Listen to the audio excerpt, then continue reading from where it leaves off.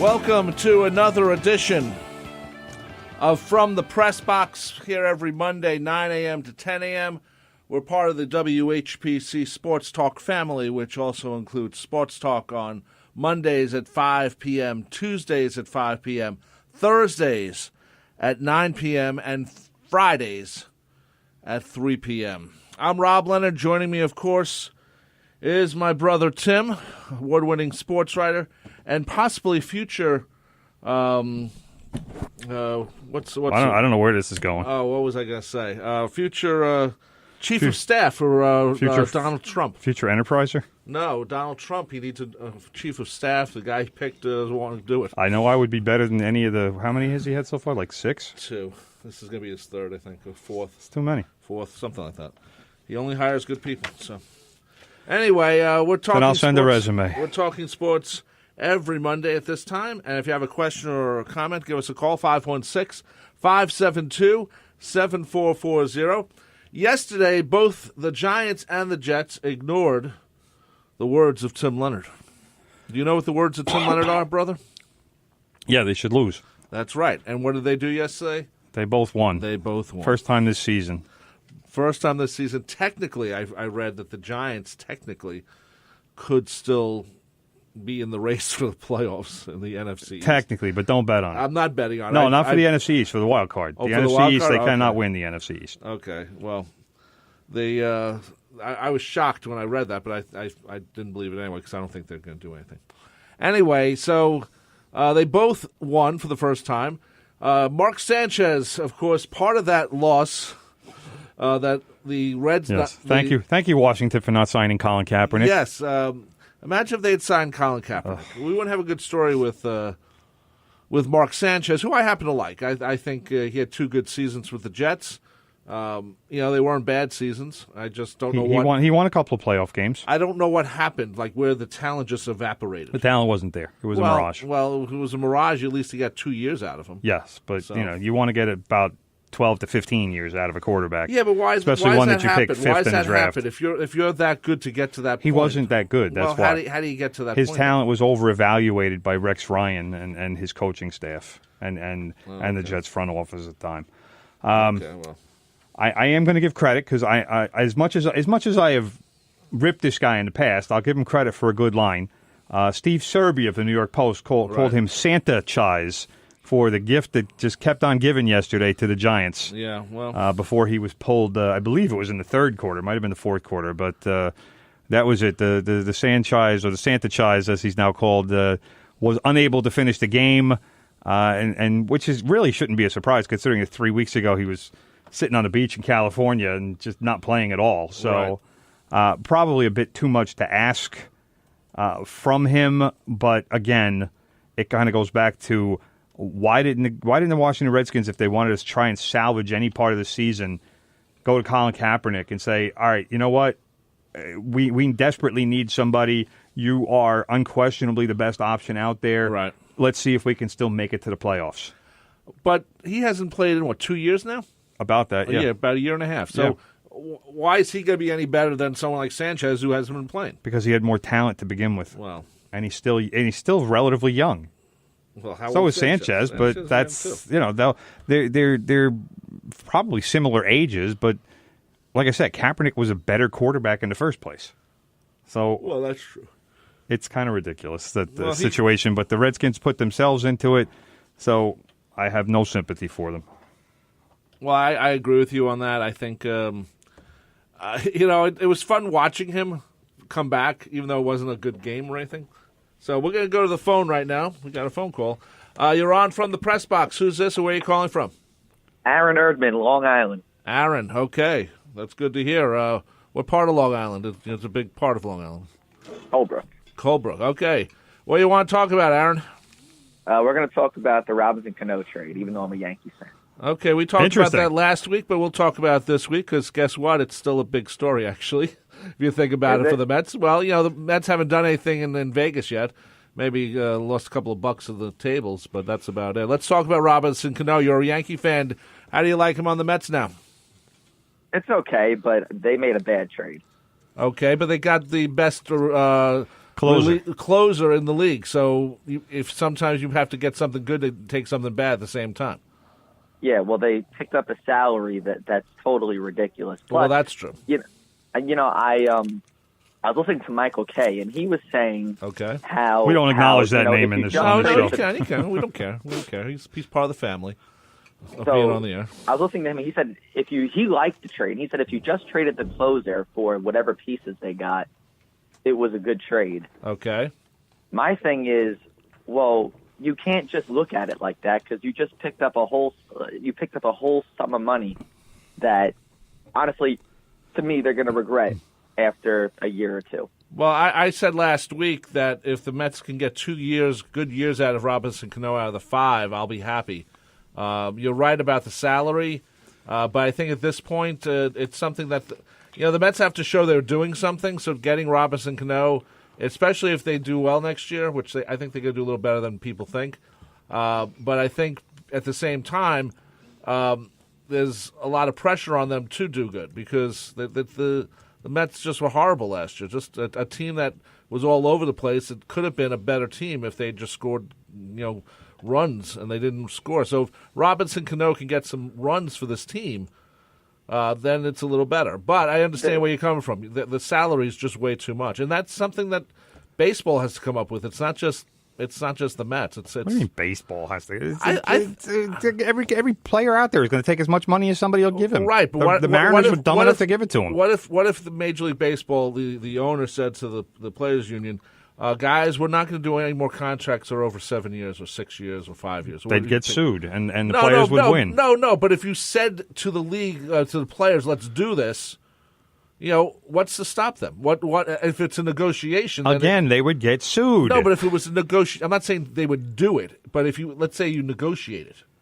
As part of the basic agreement, the players would never agree to that. Well, I'm just saying. Never, ever. If you took away a salary cap, maybe you would. Well, I'll tell you this, that's probably why that kid from Oklahoma is going to play baseball instead of football. And he's already got a $4.3 million bonus. Which I thought was I thought it was crazy. He told Oakland, let me go back and play for one more year. And then he's about to win the Heisman Trophy. He did win the Heisman Trophy. He won? Yeah. He got it. He got it on Saturday. He won the Heisman Trophy. He did. I mean, Kyler Murray. He's not even going to enter the NFL draft. That's nuts. No, he's not going to enter the NFL draft because quarterbacks, especially small quarterbacks in the NFL, get hurt. So he's definitely doing a smart thing by sticking with baseball. And if for whatever reason baseball doesn't work out for him, he'll know that by the time he's 25 or so. He could probably still come back and play quarterback. I think it should be the other way around. You should try football first and then go to baseball. No, football brings permanent injuries. You get hit too hard in the head. Like I said, Kyler Murray's not a big guy. Yeah. He's a small guy. He's a speed guy for baseball. He's a contact hitter, good outfielder, that kind of player. He's definitely making the right choice. Does he scramble around like Doug Flutie? Flutie not so much, but he's got some mobility, but he's not a Lamar Jackson type. He's more of a pocket passer, but he uses his speed when he needs to. He's smart about it. But to somebody who plays college football for a whole season, don't you get rusty on your way back? I feel like or no. For which sport? For baseball or for football? He's not constantly hitting or. I would say no, only because he's so young in his development. I mean, he's still got a few years of minor league baseball before he plays for Oakland. Was he going to a batting cage every I'm sure he was doing whatever he needed to do, but there's probably not a whole lot going on. I mean, this is baseball's offseason. There aren't a lot of guys doing really heavy workouts right now. But I'm sure once football season is over for him that he's going to throw himself back into it. And actually, I mean, he'll probably wind up joining the A's right after football season ends. So, I mean, that's kind of, it's almost, in some ways, you have to respect what he's doing, but from the student athlete portion of it, I wouldn't have let him play if I were the A's. Say, listen, we gave you $5 million. Let's go. Yeah, I mean, that's if I was Billy Beane of the Oakland Athletics, I would have certainly been holding my breath every time I watched Oklahoma play because, like I said, this kid, he uses his legs a lot, and he's putting himself in harm every time he took off from the pocket or said, hey, I got to get that first down. Then that's putting Oakland's future at risk. I mean, all it takes is a one hit. Contracts about that. I'm sure if there he got was hurt? that if he got hurt playing football, that the Oakland would get their bonus money back. I'm sure there was something because they're not just going to let him play and let him take that kind of a risk without some sort of without some sort of financial give back on Murray's part. I mean, it's fine for Oakland to say, all right, yeah, we'll let you play football, but there's going to be a price if you get hurt, especially if it's some sort of permanent injury. So they couldn't take just say, hey, you're our first round draft pick, and we're going to let you do something that we know is dangerous. At the very least, he would have had to give back his bonus, but the Oakland would still be out the first round pick if it was a serious injury. I think he's going to pave the way for a lot of two-sport young guys, though, because even when you're in high school, they make you choose. Now they're not going to do that anymore. A lot of times they do, and people have been critical about that for a few years now. That that specializing is not the way for an athlete to go because, I mean, first of all, playing multiple sports allows you to develop different muscle groups. Like there's so much that was made in the past about Akeem Olajuwon playing soccer when he was growing up in Africa, and it made his footwork better for the NBA because he was used to using his feet on the ball on the soccer field. And it wound up making him a better NBA player. So, and that's something that he would not have been able to learn on a basketball court because it's different muscle groups. So, but then again, I think like Bo Jackson. Bo Jackson was just a natural freak. Yeah, you can't use him as an example for anything. He was just a freak until he got hurt and he was totally couldn't play anymore. He was a great player to watch, both sports. Of course. John Elway played a little bit for the Yankees before saying, "What am I crazy? I'm going to go to the Broncos." Actually, he didn't want to go to the Colts. I think that was it, right? Right. He didn't want to go to the Colts, and he ended up with the Broncos, which was a great deal for the Broncos. So, actually, in the old days, you played multiple sports. You didn't just play football. Yeah, but in recent, like in the past, say, 15 to 20 years, there's been. Especially from coaches who they all want kids to specialize, and then there's all of these coaches who want to do personal, private tutoring sessions, and that's how they make their money. So of course they say, well, you got to pick a sport when you're 12 years old. No, you don't. No. That's a bunch of crap. So. But to get back to the original point, Aaron, we talked about Robinson Cano last week. Obviously, the Mets are taking on what will and not quite is yet an albatross kind of a contract. I think what really will be found out this season is how much were PEDs responsible for Cano's performance. And we mentioned this last week that guys who have taken them in the past, they're responsible at all. Well, but guys who have taken them in the past, their drop off happens much more suddenly. And when is that going to happen for the Mets? Because Robinson Cano is not going to be the same kind of hitter at age 38 that he was at age 28. No. Nobody is. But how much were the PEDs propping him up, and how much were they allowing him to remain at the elite level that he was at? And now you have to assume that he's not taking him anymore. I am not doubting that Robinson Cano makes the Mets better. Yeah, I agree. That's now. Not the question. For now, yes. I mean, the question is, what they gave. I mean, I don't think what they gave up is even necessarily too much, because even if it was just for the closer, I think that would have been a good trade. I think they could have done the deal, or they should have tried to do the deal without Kelenic. I give up Justin Dunn, even though he's a kid from Long Island, and I love baseball players from Long Island because there's so few of them. But right. if you could have tried to do that deal without Kelenic, I think Kelenic is a star of the future. Even though he's only 19 years old, the kid's got a great bat. And I think that he's a guy who that Brody Van Wagenen really needed to try to keep on the Mets. I would have given up almost any other prospect and just to keep him. But go ahead, finish. What's the second question? I like the multi-part question. The second question is this: that, like I said, so Robinson is making $12 million a year, and actually, when I even think about it like that, it's not terrible. Wait, where are you getting $12 million? I thought it was 20. 24. No, but Seattle's taking on $20 million. Yeah, but $20 million overall. He's still owed $120 million. The Mets are paying Cano $20 million a year. That's way too much. I thought somebody told me it was $12 million a year. No, you got to stop listening to your friends. Listen to the show. We know all the facts. way too much. That's absurd. That makes the deal even worse. Yeah, Cano's getting $20 million. That was the other thing that we said last week, was that if I'm Van Wagenen, I don't even do the deal unless the Seattle takes $40 million. Right. And I would have told him 60. I would have told him just make it half right off the top. The Seattle wasn't. I mean, part of it, and you have to be able to give him some credit, is that he unloaded Jay Bruce's contract. He unloaded Swarzak's contract. So Seattle is taking some of what the Mets considered dead money. But Jay Bruce is a prime candidate for a bounce back.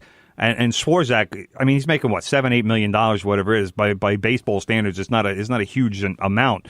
But Seattle did take on about $20 million worth of contracts that the Mets were looking to get rid of.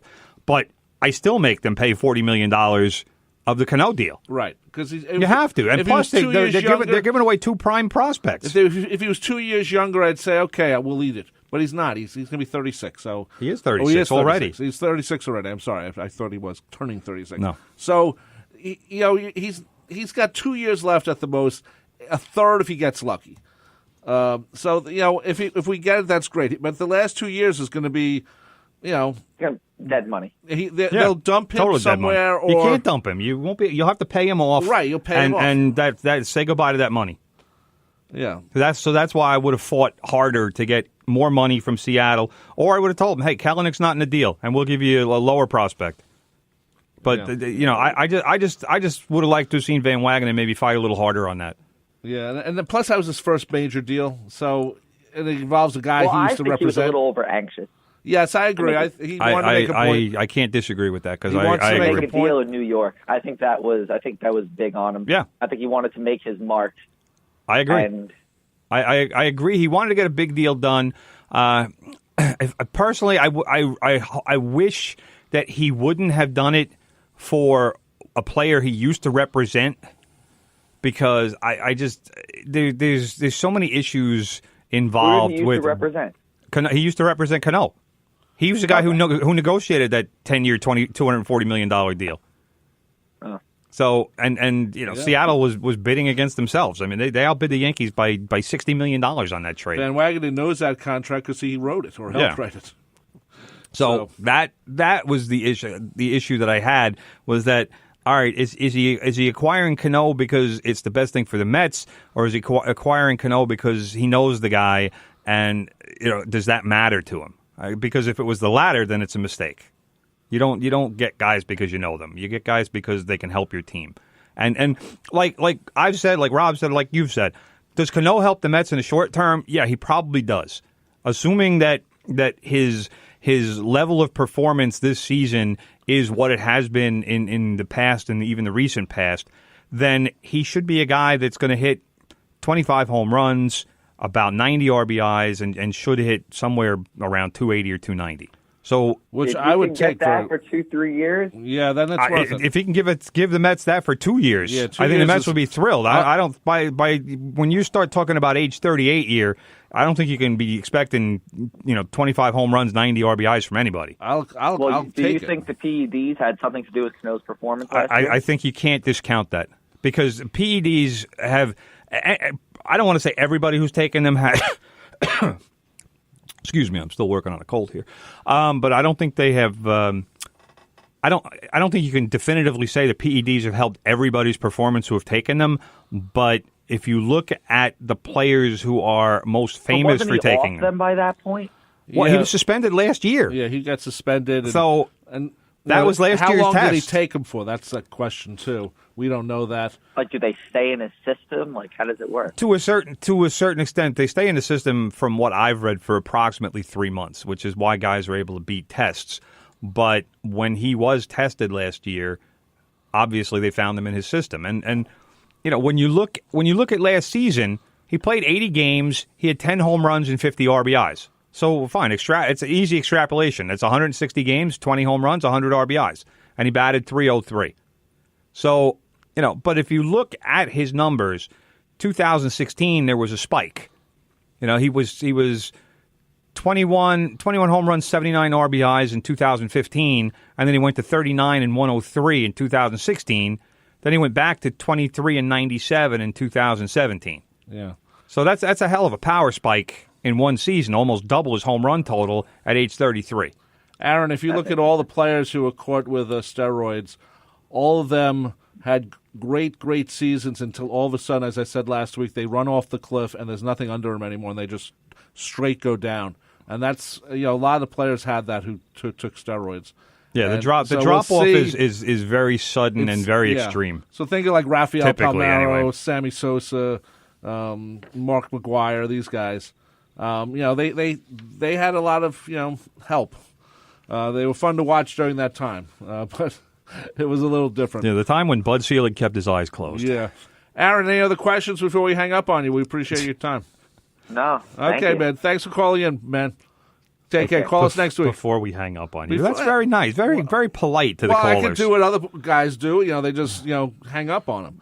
516 before we let you go. It's more friendly sounding, brother. 516-572-7440 if you'd like to make a comment or question.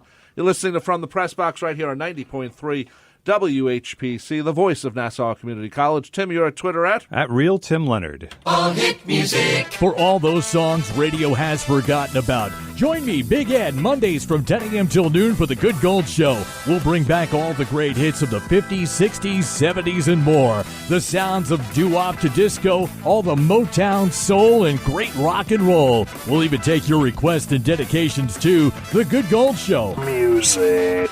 On the voice of Nassau Community College, 90.3 WHPC, and streaming on the iHeartRadio app. See, this is hi-fi, okay? High fidelity. You know what that means? That means this is the highest quality fidelity. Hi-fi. Those are two very important things to have in the stereo system. Join me, Kim Tracy, on High Fidelity for a mix of music with a focus on newer music and lesser-known artists every Thursday at 2 p.m. on the voice of Nassau Community College 90.3 WHPC and streaming with the iHeartRadio and TuneIn apps. Okay. Go! Tell your friends about the Nassau Morning Madhouse. Hear what you're missing. Check it out. Check it out. I want to talk about something that's not going to be forever. Oh my God, I'm so scared. What is this thing that's going to be off the grid, Mike? So there was this one place. You used to sweep the nation. You'd see place. it everywhere. Like it was a store? It was a store. A food place or? I'm not going to go into specifics. I'm going to go with Chuck E. Cheese's. Oh, Don't Chuck E. Cheese's. That was my childhood. I love Chuck E. Cheese. Time to grow up. I had a Sam. birthday party there. I've never set I've foot never in had- Chuck E. Cheese. What? Where's your childhood? First I learned you don't like Cheerios. Now you never step foot in a Chuck E. We're changing I don't that. like things that start with CH. The Nassau Morning Madhouse. Weekday mornings from 7 to 9. On the voice of Nassau Community College. 90.3 WHPC.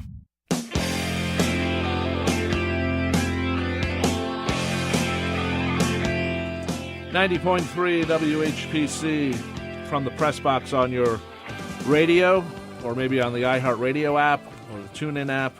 Of course, it all starts at nccradio.org. Check out our website for all the great programming we have here at WHPC. We have 60 different shows. A lot of them sort of connect, so you can actually leave the station on all the time, really. And also, if you're in your car, one more thing, and I know Tim just did this in his car, because he doesn't go in his car. He leaves it parked on the street for weeks at a time. Anyway, he went and changed his preset on his car to 90.3 WHPC. Picks us up in Queens. Of course. So, I A long time ago I did that. Oh, you did that? I didn't Okay. just do that. Okay. A long time ago. So if you do that, if Hit you're that listening to preset. us right now and you have a preset in your car. Button number 1. Yeah, it's because we're to the left and you hear beep, and that's it. That's how you can set us as part of your 5, 10, 20 stations you can listen to. Because we're a damn good station. That's all I have to say.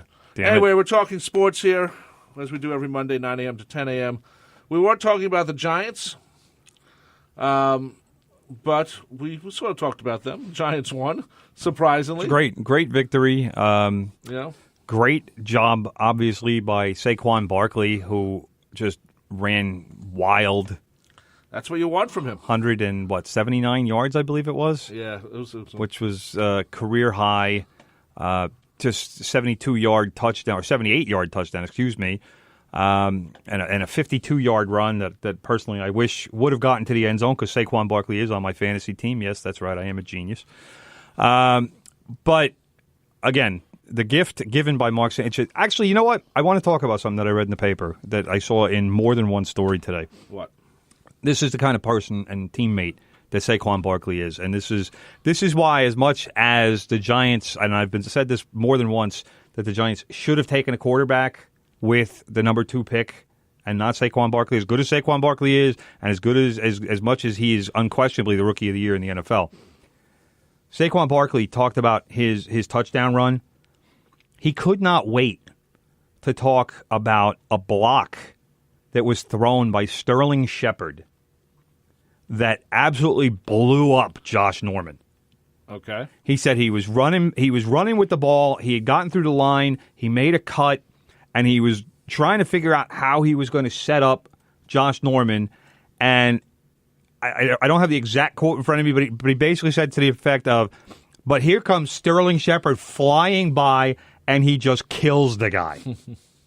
And you can tell, even just reading, first of all, you love to read something like that, sure, because that is the kind of teammate that you want. You don't want the guy who's like, well, then I did this, then I did that. No. Here comes Sterling Shepard, my boy, and he ran over Josh Norman.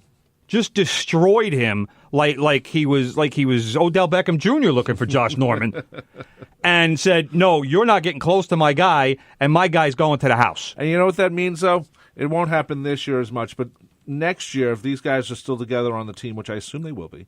Some of them, yeah. This gets them going as a team. It starts bonding them together, which maybe they don't have as much this year. They seem sometimes they don't be playing. Well, they're playing better since the bye week. They're 4-1. Yeah, I mean you can't argue with that. Everything has gone well for the Giants since the bye week, except obviously that one loss to the Eagles. Right, but they have found themselves as a team, and they are that play and that style of play all has revolved around Saquon Barkley. Right. And to give him a bigger role, to give him more touches, that is what they needed to do. And that's, I mean, he only had 14 carries yesterday, 179 yards. So that is the guy. He's got to be the guy. And I'll tell you what, Odell Beckham Jr. has to get used to that. And we're going to see how good of a teammate Odell Beckham Jr. is if he can stand and handle the spotlight being elsewhere. Because we know he is one of the 5 best receivers in the NFL. That much I can say without a doubt. But at this point, you have to acknowledge that Saquon Barkley is one of the top 3 running backs in the NFL. Right. And that's the entire NFL. I don't know. Look at this run. Look, I don't know. You don't. My thing with Barkley and Beckham is they play different positions, so the spotlight can be shared in many ways. Because if you pretend to give a handoff, and then you go to Beckham, then you've got this alternate thing you can do instead of just having, hey, we're going to just hand it off, we're going to hand it off, we're going to hand it off, we're not going to pass anymore. No, you have to. Obviously, you have to have diversity in your offense, but Odell Beckham needs to be where the Giants start. The Giants are showing that their pass blocking is not very good. Because they tried to pass the ball more early in the season, and it was a disaster. The line couldn't do it. But the line apparently run blocks pretty well. And you have a great running back, a dynamic guy who is capable of going to the end zone every time he touches the ball. So maybe it's a good idea to exploit that a little bit more, and that's what the Giants did. The Giants, I'll tell you what, this is what happens on bye weeks. Teams self-evaluate. They scout their own team like they're scouting an opposing team. And they say, where can we beat them, or what can they do better, or what can we do better against them? And the Giants figured it out. Hey, we need to use Saquon Barkley more. And they came out, and that's what they did, and it's paying off. It's paying off. I mean, it's paying off in the sense that the Giants are playing better, and they have the 4-1 record in their last 5 games.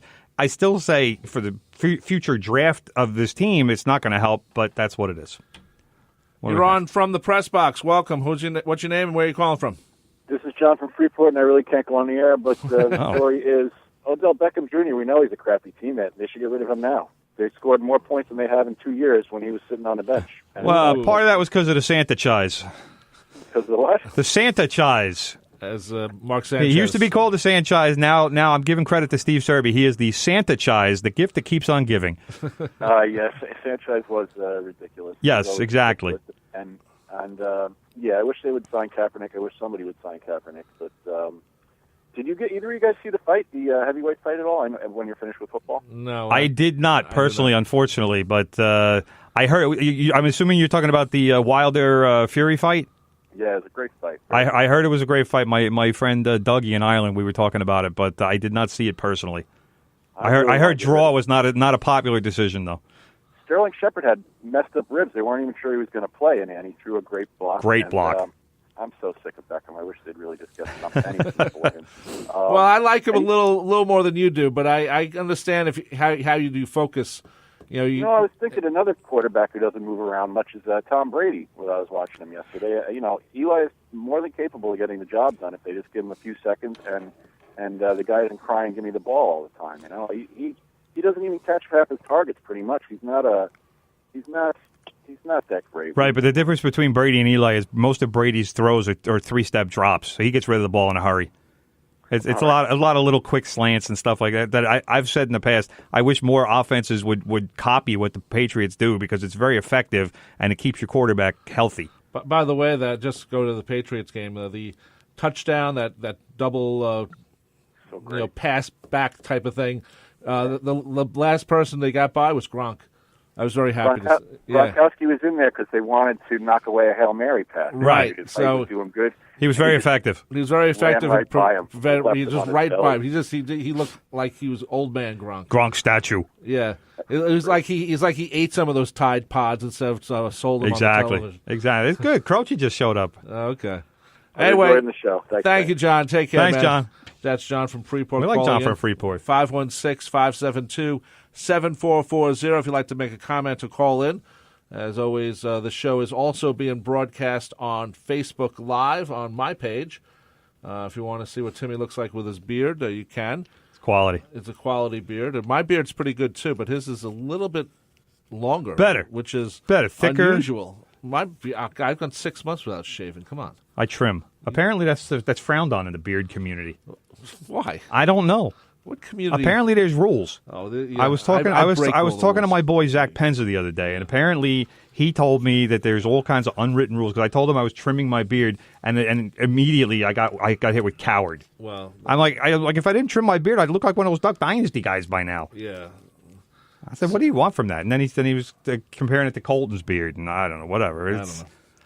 It got into a bunch of stuff that I just used to think that growing a beard meant you're just too lazy to shave. Apparently, there's all sorts of rules and hipster stuff now that needs to be dealt with. So that's why I'm going to shave. I can't deal with it. So anyway, let's get off the Giants, Redskins, quickly talk about the Jets. They actually won yesterday, 27-23 over Buffalo. Todd Bowles, yes, he still has his job. I guess is the best way to look at it. And Sam Darnold. Darnold. I keep calling him Darnold. Yeah, why is that? I don't know. But he came back. I would have waited another week on him. I would have chanced him with that foot. I don't care.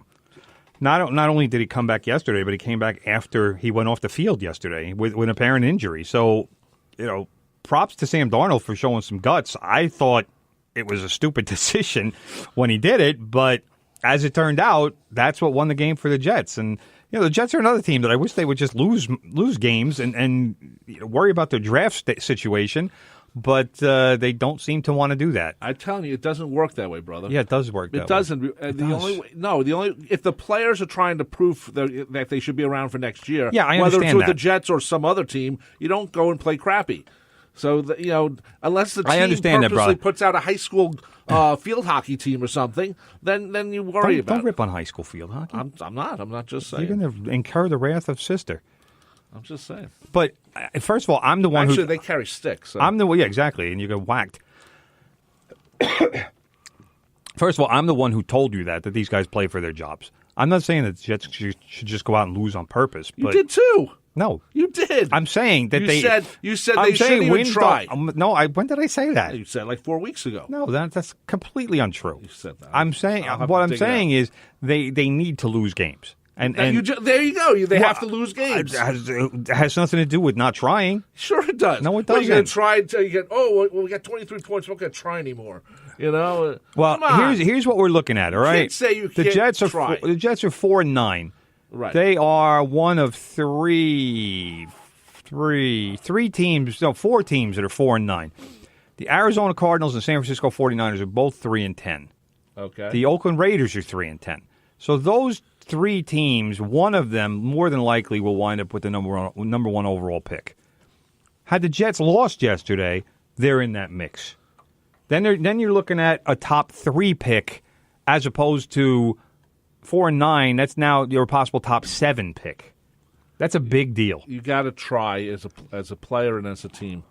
They're already selling next season tickets for the Jets already. Yeah, they're selling him on Sam Darnold. Yeah. He's not going anywhere. Well, you need other players. Your team's- That's why getting higher draft picks helps you get better players. When you have to buy 2 exhibition games at full price. Oh, who cares? I don't then care about you that. care a little more about where you spend your money. I don't Sorry. care about that. You don't. Fans don't care about that. It's It's because part they try of the to deal. sell. They try. You know what they do? They give them away. And they think they get a tax break at full Yeah, they price. are. And They then are. No one They do. wants them. No one even takes them. That's what happens. That's what Just they saying. do. They shouldn't play in You're arguing 2 different things. I'm brother. just saying it's all part of the same. It doesn't matter. It's all No, it's part not. of the same thing. Yes, No, it it's is. not. It is. Please stop saying it is, because It it's is. not. It's all sales. It's all about TV ratings. It's about all that stuff. All right, good. I'm Very just good. saying. So anyway, the Jets won 27-23, and that's a good thing for the Jets. Well, it's how they won. First of all, Todd Bowles took a gamble, which I think might have been the first time he's done that since he's been the coach of the Jets. He's not a risk taker. Fourth and 1. It was a minute and change left, and the Jets could have kicked a field goal to tie the score. And instead, what do? They go for it. 4th and 1. Let's go. Let's go. Why not? You see, maybe they were trying to lose. Maybe he said, "Well, we're not going to make the Could have field been. goal. Let's see if we can do this." Could have been, but he put all his beef out there. No wide receivers. Just get the beef on the line and let's move some people. Okay.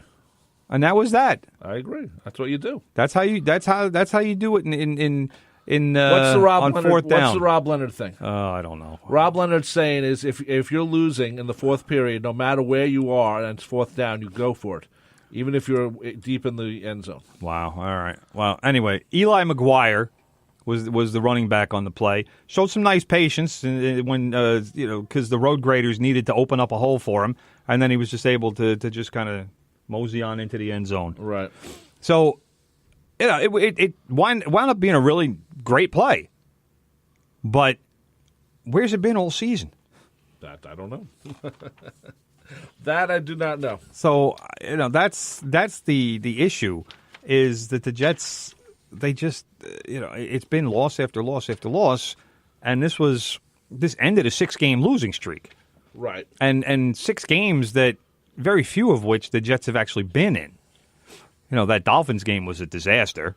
That's true. 13-6 loss. And then last week against the Titans, it was close, but they wound up losing 26-22.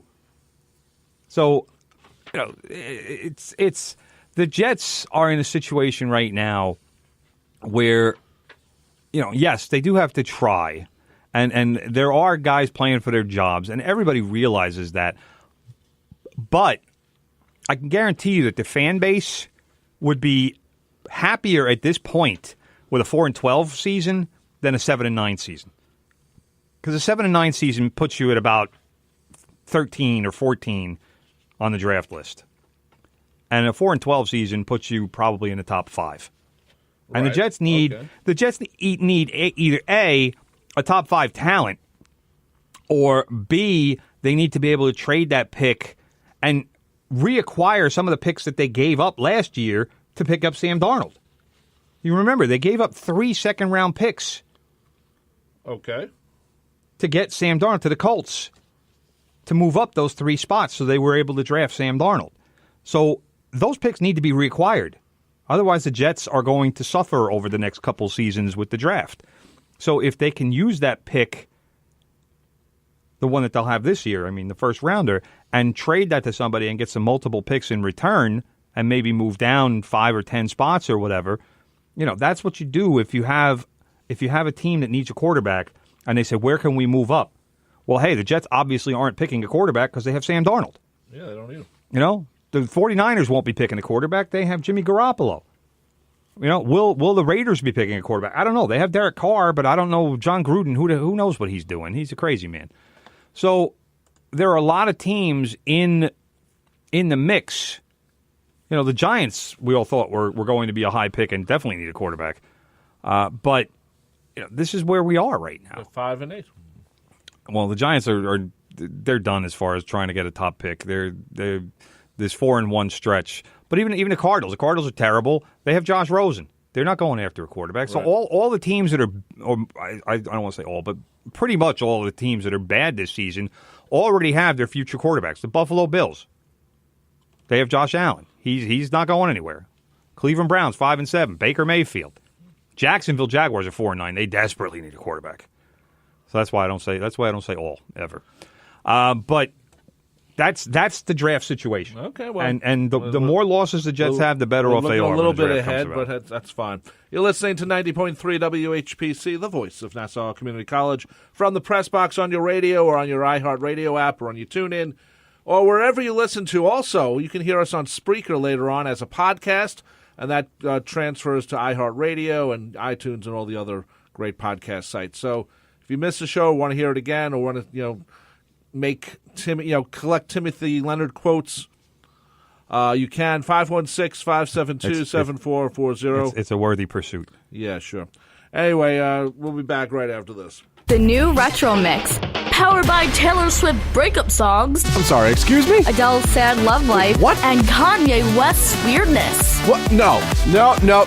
Stop the promo. Stop it. Stop. What did you just say? The new Retro Mix. Yeah, that's what I thought you said. What are you doing? The Retro Mix promo. You keep using that word. I don't think it means what you think it means. Mix? What do you... No! Promo? No, I mean... The? This is getting too silly. Who was that? I don't know! All right, look, just give me the mic. No. Tyler, give me the mic, Tyler. No. Tyler, no! Give me the mic. It's mine. No, it's mine. Got it. Okay. Now let me show you what retro really is. That's right, ladies and gentlemen, the Retro Mix is back with your favorite mix from the 50s to the 80s, and it's better than ever. I'm Colton Murray, your host, bringing this to you Monday from noon to 2. And the beat goes on the voice of Nassau Community College, 90.3 WHPC.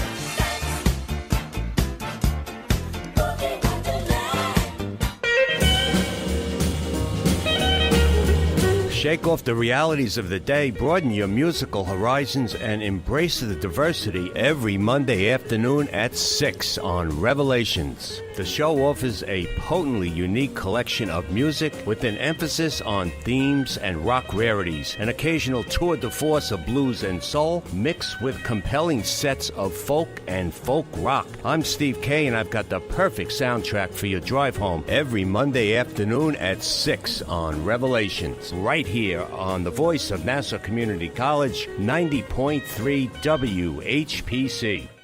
A Super Bowl champion, U.S. Congressman, publisher of Long Island Business News, award-winning authors, physical fitness life coach, and celebrities like Billy Crystal and Eddie Murphy? I had no idea so many awesome people got their start at Nassau Community College. Well, they're always saying that NCC is where success stories begin. With people like that as graduates, it must be true. Hello, I'm Dr. Linda Nadian. And I'm Aurora Workman, the president of Nassau Community College Alumni Association. Together, we're the hosts of Lion Tales, a show that highlights proud graduates of Nassau Community College.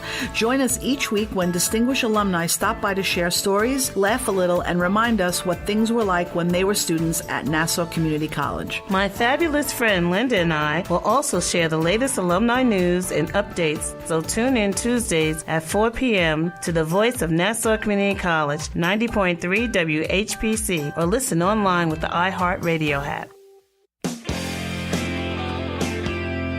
90.3 WHPC. From the press box on the voice of Nassau Community College, 90.3 WHPC. I'm Rob Leonard. He's Tim Leonard. We talk sports every Monday, 9 a.m. to 10 a.m. and becomes a podcast on Spreaker afterwards. We talk Jets. We talk Giants. Baseball winter meetings. They still have them, actually. They start today in Las Vegas. Will the Mets make any deals? Will the Yankees make any deals? I don't know. Will they? I have no idea. Probably. They'll make something, I guess. But how do you make a deal when you've already made your big deal? if you're the Mets. Who else can you get or will you get? The Mets need to make more deals. It's not a matter of how can they. They need to. So the answer to how can they is they better find a way. Because the Mets, if anybody thinks that the Mets, by adding Robinson Cano and Edwin Diaz, are now a contender, you're living in fantasy land. Well, the Mets won, 75 games last year? Right. Yeah, that's not getting it done. They're not, put it this way, Robinson Cano and Edwin Diaz are not worth 20 wins. They're just not. I would 77 and 85 the Mets were last year. I would say they were 10 wins. Diaz is worth 10 wins, I think. No, he's not. Because you need at least two other reliable relief pitchers to get the ball to him. Who was a reliable relief pitcher for the Mets last year? That's the problem. Maybe Gesellman. Maybe. And if you want to actually turn him into a full-time reliever. Lugo was okay. But the majority of the Mets bullpen last year was awful. I know that. God awful.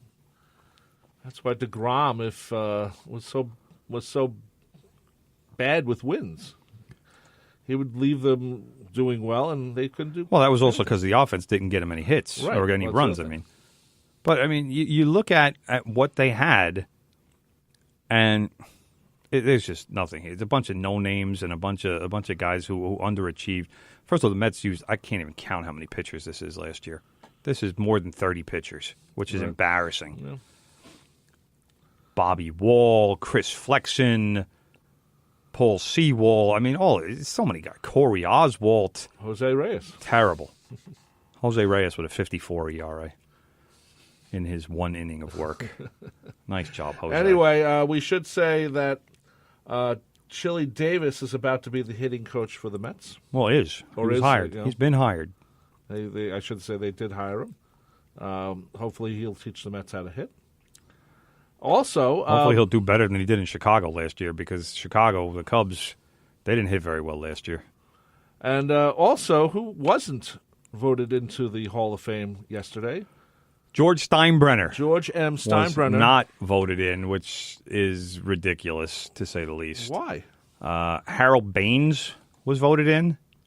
Congratulations to Harold Baines. And why not?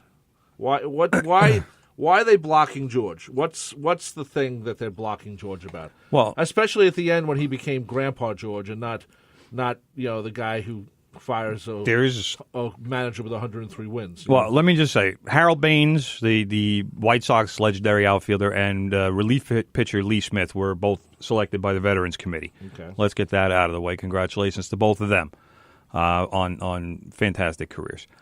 Now, as far as George Steinbrenner goes, you needed to get 12 out of 16 votes to make it through the Veterans Committee. From what I read, Steinbrenner was in a category that received, I think, less than 5. Okay. So why is there such a negative why is there such a feeling that Steinbrenner doesn't belong in the Hall of Fame when clearly he is an owner who deserves to be in the Hall? I mean, this guy did as much for baseball. And you can cry all you want about he drove up salaries. He drove up salaries. First of all, it's very rare that the Yankees were the team to sign somebody to the highest contract in baseball.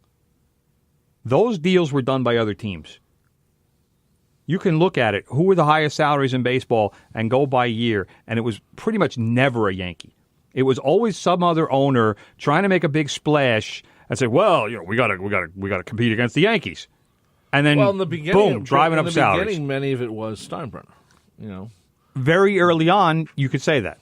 Very early on, back in the 70s, I'm talking about. That's when it starts. Well, but that's not how it happened. That's not you can say that Steinbrenner drove up salaries on mid-level players. I'll accept that, but you can't say that Steinbrenner was responsible for the crazy, reckless, big, huge contracts, because he didn't do them. Right. And to say that he did is a lie. and it's just misrepresenting the situation.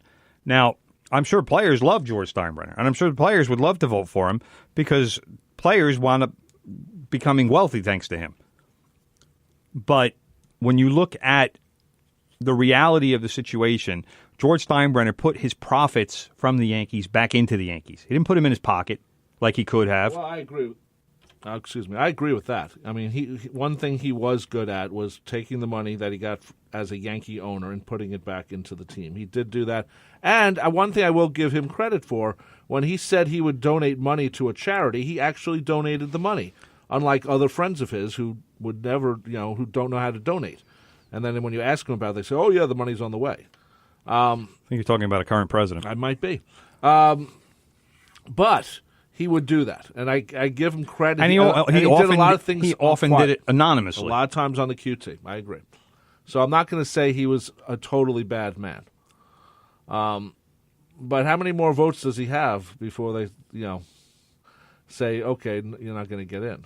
Is there a list? I don't know. I mean, how many owners are in the Hall of Fame? Also, that's another. Not many. Yeah.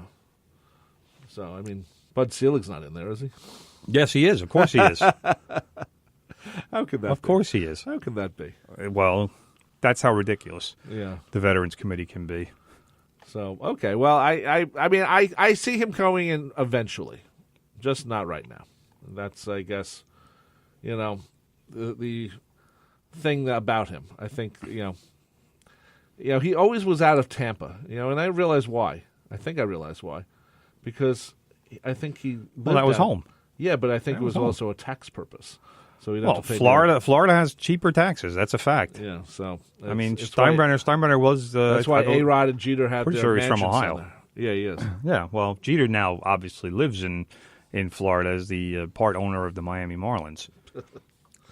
He's got St. Jetersburg that he built, and now he barely lives there because he's in Miami all the time. Oh. So much for $25 million mansions. Yeah, well, he'll sell it one day. So anyway, we'll see what happens with George. I think eventually he'll get in, but like I said, I don't think in the next 2 or 3 years. It might take some changing of the guard for the Veterans Committee. So yeah, that could be. I think you're right. Then again, guys like Rizzuto, Mazeroski, they got in. They didn't have the best. I mean, we're talking about players, but they didn't have the best records, but they also got in along the way. So that's not a bad thing. So. Also, let's talk about... Steve Mancini is saying Gil Hodges. Gil Hodges isn't in there, right? No, he's not. I'm pretty sure he's not. Yeah. And he didn't have enough manager experience to get in as a manager. He should. He won the 69 World Series. Right. Something that hopefully the Mets... Total package-wise, he should have gotten. Hopefully the Mets really celebrate this coming up, which is the 50th anniversary this year. By the way, the MLS Cup happened on Saturday, and I did watch some of the game when I was watching the Islanders game also. I'm shocked.